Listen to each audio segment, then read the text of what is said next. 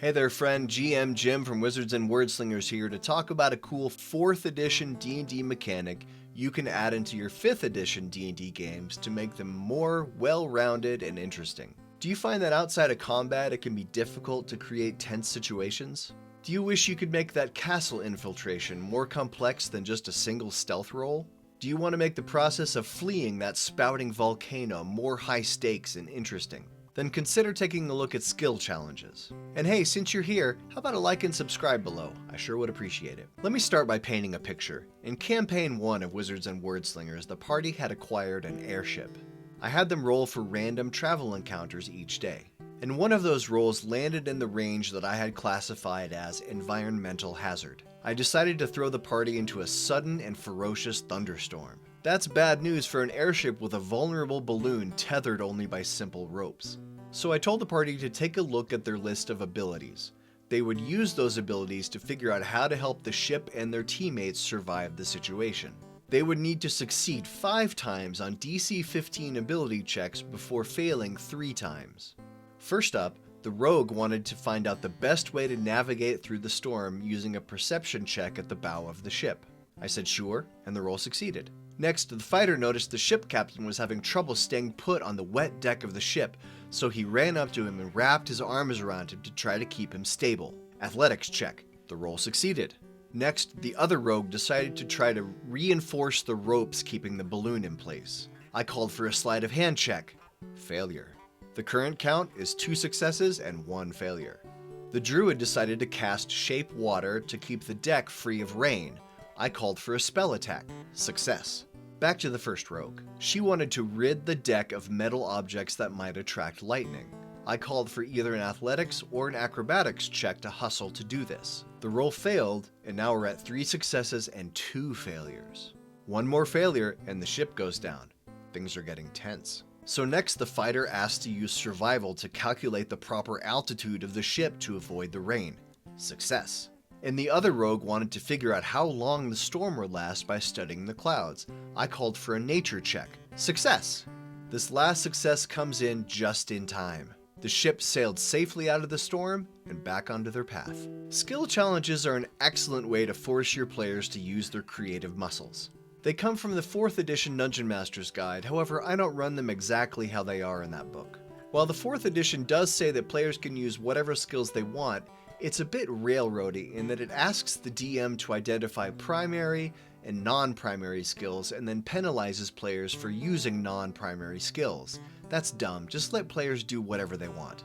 You'll notice from my example that the druid wanted to cast a spell, which isn't technically an ability check, but it's a creative idea, so I said sure, go ahead. I'm very much against shutting down player ideas when they're creative, just because it bends the rules a little bit. I mean, come on, it's a game of make-believe, so why do we have to be a killjoy about the rules? Just have fun. Anyway, let's get into the specifics of the mechanics. First up, the goal and the context. Skill challenges can work in a situation where the scenario does not call for combat, but would necessitate more than a single roll to achieve success. Convincing the town guard to let you through the gate? That's a simple persuasion roll. But convincing an entire town full of people to rally to your side in a conflict? That could very well be a skill challenge. Other scenarios I like to use skill challenges for are things like chase scenes, mountain climbing, that kind of stuff. Chases are pretty poorly defined in 5th edition D&D and could use some help. They should be exciting like in the movies, right? It should involve more than just comparing movement speeds of 2 creatures to see if one can catch up to the other. Here you are also going to define what success and failure look like. In the thunderstorm example, failure meant the ship crashing. Success meant getting out of the storm. And if you use XP leveling, decide how much experience you're going to hand out for success. And decide what the consequences are for failure. In a chase, failure usually means the bad guys get away or catch up depending on who's chasing who. Or in the thunderstorm example, they would have been set back a day's travel to repair the ship if they had failed. Step 2 is to define the complexity of the challenge. Here's where you define the challenge as X, Y, and Z. That is, X successes before Y failures with a DC of Z for each roll. In my Thunderstorm example, it was 5 successes before 3 failures with a DC of 15. That's a pretty easy skill challenge actually, and it would have been a lot more complex if I'd done 5 successes before 2 failures or 6 successes before 3 failures. The higher number of successes required and the lower number of failures allowed equals a more difficult skill challenge. Players will generally try to use the abilities they're proficient in first before trying random things, so they're gonna roll well, at least initially. According to the 4th edition Dungeon Master's Guide, step 3 is to pick the list of skills. As I've already said, I don't think this should be the Dungeon Master's job.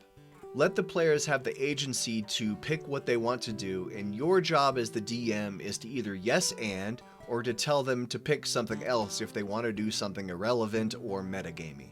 The players can pick a specific skill, or they can just tell you what action they want to perform and then you tell them what skill it falls under. It's okay for there to be some back and forth negotiation over which activity corresponds to which skill. Just be lenient or ready to offer suggestions, because not everyone has the creative muscles to come up with great stuff, especially if this is a situation you've sprung on them out of nowhere. Also, they might simply run out of good ideas after a couple rounds. When you start, either roll initiative or just go around the table. Then it plays out pretty much like the example I gave above. When you're running the skill challenge, feel free to add complications as you go, especially for longer challenges. I could have increased the tension of the thunderstorm scenario by adding obstacles. Maybe pieces of the ship start breaking off and smacking into players, causing them to have to make strength saving throws while they go about their work. Maybe they could have taken damage from stray lightning bolts. Or maybe the rain-soaked deck would have caused slippage, causing them to add deck saving throws into the mix. Maybe as a result of an unforeseen complication, the number of successes needed jumps from 5 to 6 halfway through. Adding complexity can be fun, but it can also feel unfair at times. You don't always need to make it harder just because they're acing the too easy skill challenge you made for them. Sometimes simple victories make the party feel good. A final note here about skill choice. Most PCs are only proficient in a few skills, so they're going to want to use those first. I don't let a player use the same skill twice in a row on 2 successive turns, and I don't let the next player use the same skill the last player used. If everybody wants to make perception checks every round, then it gets boring really fast.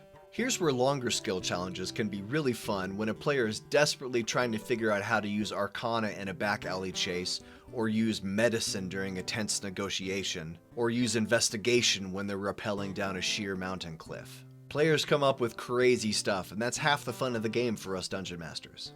So that's the basics of how to run a 4E skill challenge in a 5E game, and how it can add complexity and excitement in a situation that calls for more than a simple roll for success or failure.